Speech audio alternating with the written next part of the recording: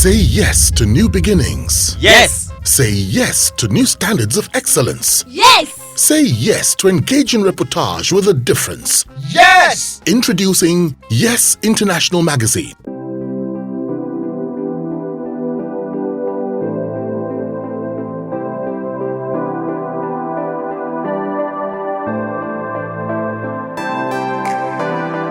So anytime you get a brief to perform at an event, what is the first thing that you normally do? I ask them, what is this event about? Who is coming here? What guests are you expecting? Who are they?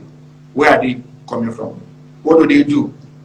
Because oftentimes it's when an event is bad, it's because the audience is above the intellectual level of the comedian.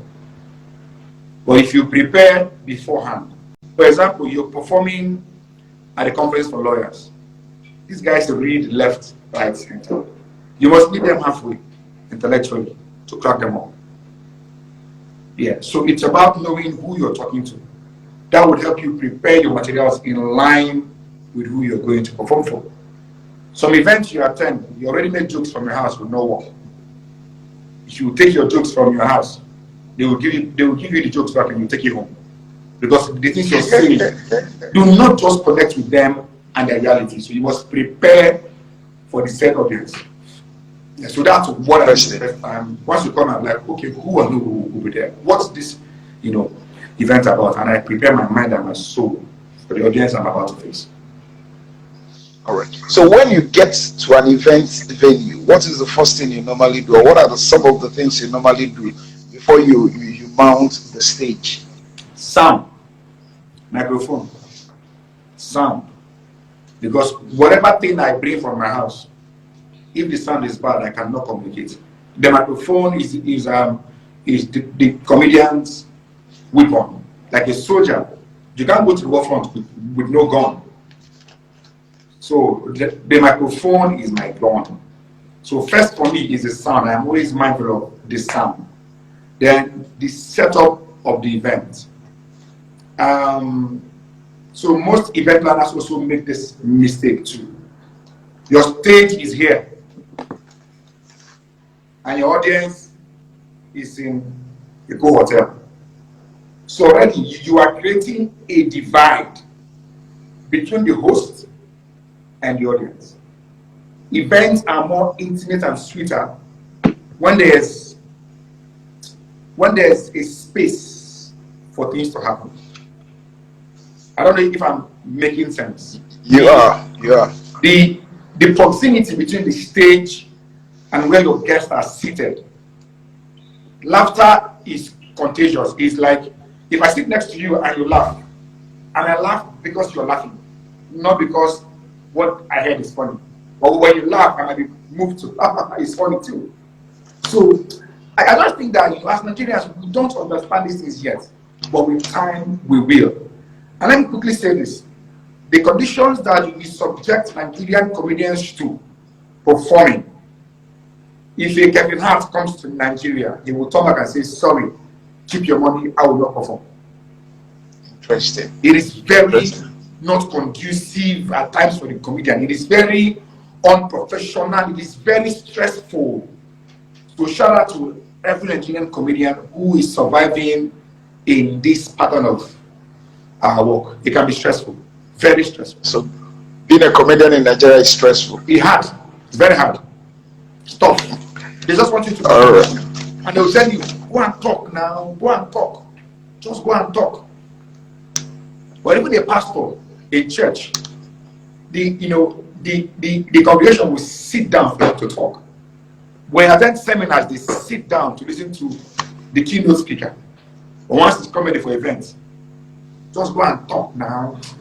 Just go and talk. So all right. So what has been the greatest thing that comedy has done for you?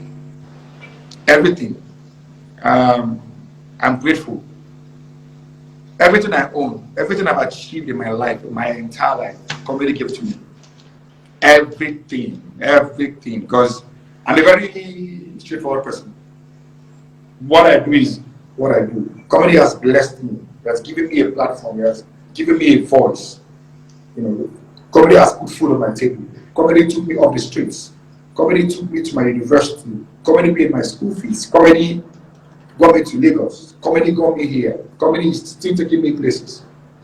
So I am grateful that I am a human merchant, and I bless God for eternity.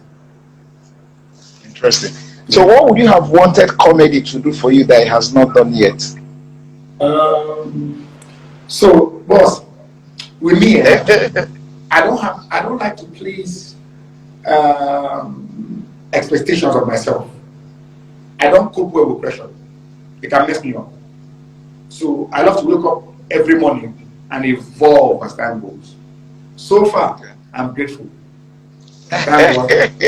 Going forward, it can get better. It is coming to come, and I know I'm going somewhere, and I will get there. I'm not in a hurry. Taking my time. Will I get there? I am so sure that I will get there. So slow and steady. Every day we move, we keep moving. All right. All right.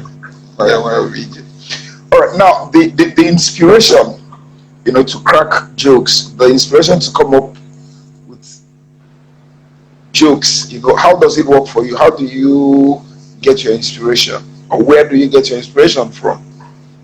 So oftentimes when I prepare, I don't do too well. When I prepare, I don't do too well.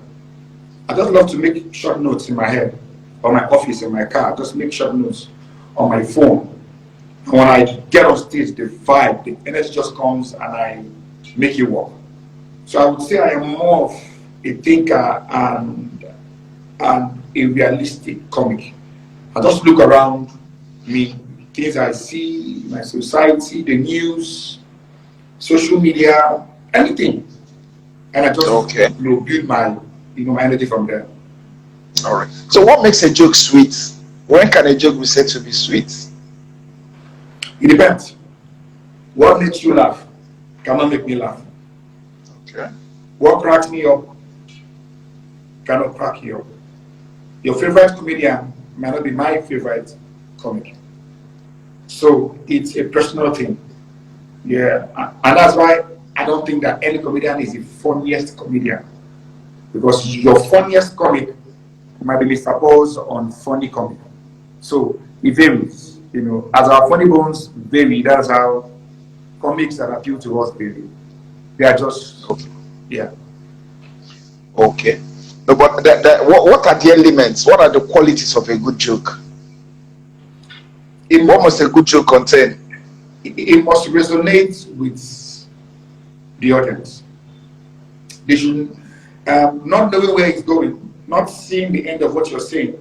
Comedy is a surprise craft. So that's surprising because once we can preempt what you will say, it is no longer funny. But that element of surprise and we being patient for you to drive us through the story till we get to the end where you reveal the surprise is what stands comedy out. So surprise must be in it. The stories, but I can't laugh to what I cannot relate to. If I cannot relate to your story, you can't crack me up. So surprise factor, relatable, then with humor. And above all, it should be recent. It should be something that can, current affairs, things around. So that it's easier to connect and resonate with the audience that you're telling the jokes to.